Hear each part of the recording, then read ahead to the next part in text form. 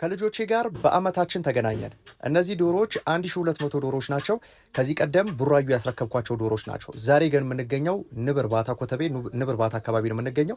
እንግዲህ እነዚህ ዶሮዎች ከቡራዩ ወደዚህ ቤት ተቀይሮላቸው እዚህ መጥተው በአመታችን ተገናኝተናል። እነዚህ ዶሮዎች ታዲያ እኔ ያሳደግኳቸውና እኔ ያስረከብኳቸው ዶሮዎች ናቸው። ሳያቸው በጣም ነው ደስ ያለኝ። እንደምትመለከቱት አንዳንድ የተወሰኑ ችግሮች ገጥመውት ነበረ።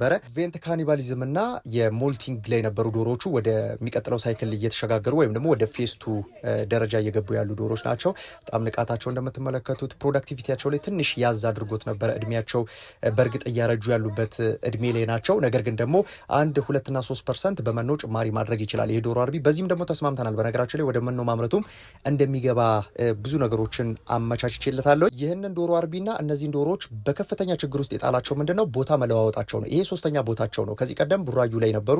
ከዛም ሌላ ቦታ ላይ ሽፍት አደረጉና አሁን ይሄ ሶስተኛ ቦታቸው ነው ማለት ነው። ስለዚህ በተወሰነ መልኩ ይሄ አሪፍ የሚባል ቦታ ነው። ዙሪያውንም በኋላ አስቃኛቸዋለሁ። በጣም የተመቻቸ ሊባል የሚችል ነው።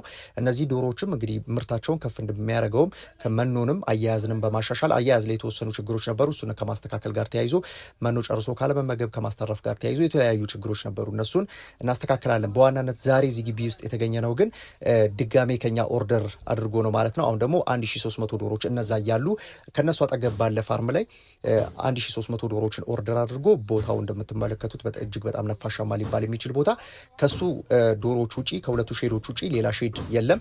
አጠገብ ላይ የወተት ላሞች የተወሰኑ አሉ። በአንድ በዘመናዊ መልኩ የሚያዙ ናቸው። ያም ደግሞ ለባዮ ሴኩሪቲ ፕሮቶኮሉ እጅግ በጣም አመቺ ያደርገዋል። ከዚህ በተጨማሪ ቦታው እንደምትመለከቱት ብዙ ሊያሰራ የሚችል ቦታ የራሱ የሆነ የጉድጓዱ ውሃ ያለው፣ ከዚህ በተጨማሪ ደግሞ ሰፋ ያለ ቬንቲሌሽኑ በጣም የሚመች ነበረ።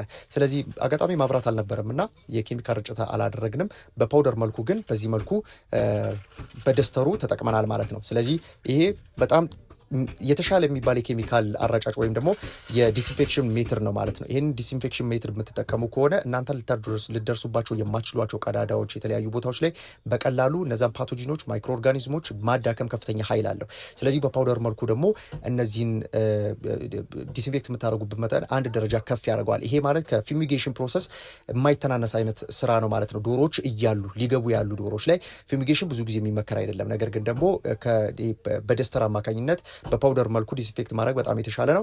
ሙሉ ስታንዳርዱን የሚጠብቅ ነው። ሙሉ ግብአቶቹን ያመቻቸንለት ብዙ ስራዎችንም ሰርተናል።